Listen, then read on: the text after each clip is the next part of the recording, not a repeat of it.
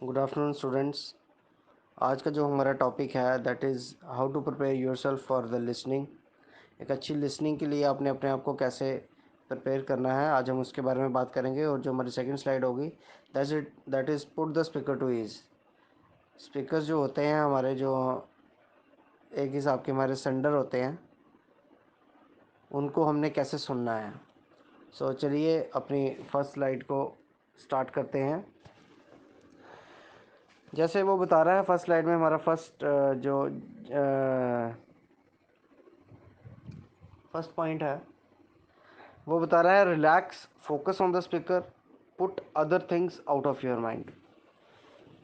अब यहाँ पे हम एक क्लास का सिनेरियो लेते हैं, एग्जांपल लेते हैं क्लास का, कि जैसे आपको कोई पढ़ा रहा होता है।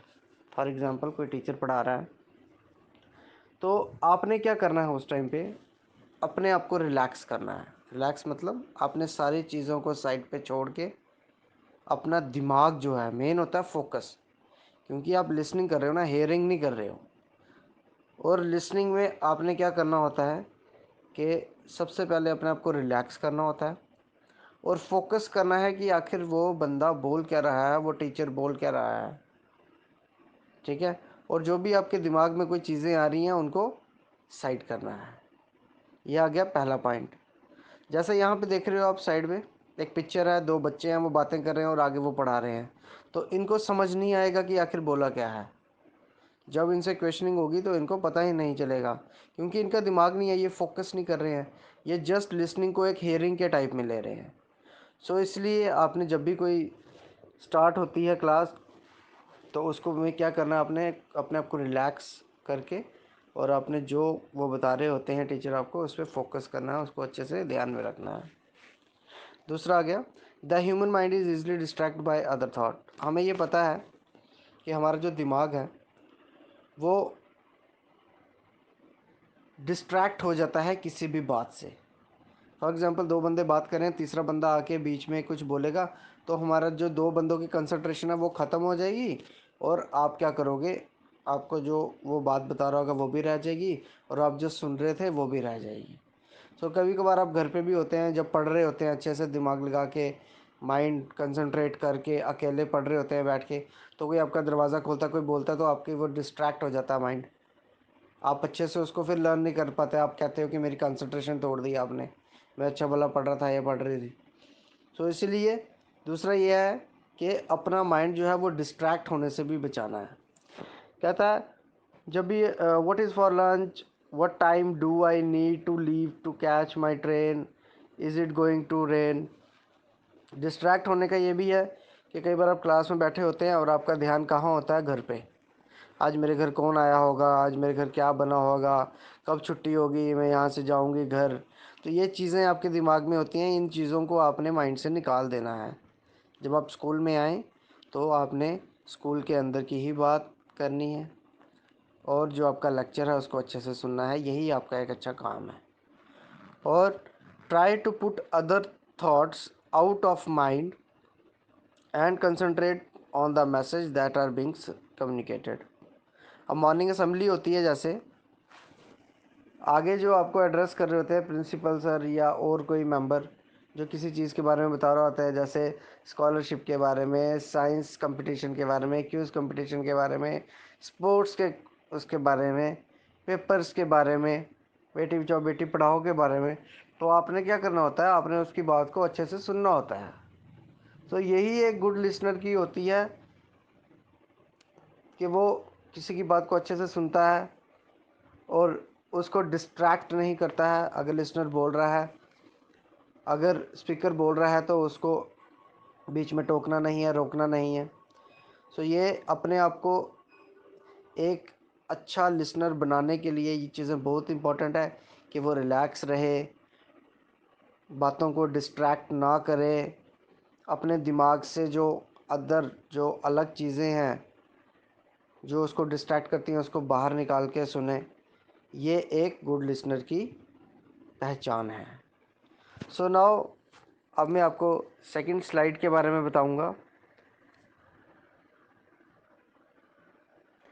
सेकंड स्लाइड हमारी ये कहती है कि put the speaker at ease. Speaker को जितना इजी रखोगे आप, वो उतना अच्छे से आपको बता पाएगा। अगर आप उसको डिस्ट्रैक्ट करोगे, उससे क्रॉस क्वेश्चनिंग करोगे बीच लेक्चर में ही, तो वो आपको उतनी चीज़ें नहीं बता पाएगा जितनी बतानी है। कहता है help the speaker to feel free to speak.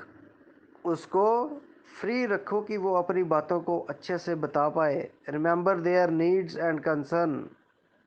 उसको ये पता लगना चाहिए कि जो मेरे को सुन रहा है उसकी क्या नीड्स हैं, वो किस चीज़ के बारे में सुनना चाहता है। नॉड और यूज़ अदर जेस्चर और word to encourage them to continue. आप जेस्चर से बता सकते हैं।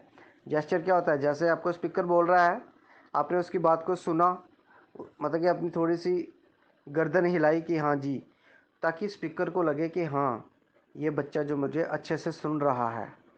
और कई बार क्या होता है, आप गर्दन हिला के बता सकते हैं, ठीक है। कई बार क्या होता है कि स्माइल दे सकते हैं कि हाँ सुन रहे हैं। और उसके बाद कई बार क्या कर सकते हैं आप जेस्चर में, आप उसको अच्छे से सुनने के लिए और भी जेस्चर का यूज़ करते हैं। आईब्रोज का यूज़ कर सकते हैं आप, ठीक है। Eye contact is the main gesture. Eye contact बना सकते हैं उसके साथ, जैसे कोई बता रहा है तो आई कांटेक्ट बताइए, ताकि उसको भी लगे कि हाँ जी, मेरा जो ये लेक्चर है, मैं जो पढ़ा रहा हूँ, ये बिल्कुल एक अच्छे ढंग से बच्चे सुन रहे हैं और इनके माइंड में भी ये चीज़ जा रही है।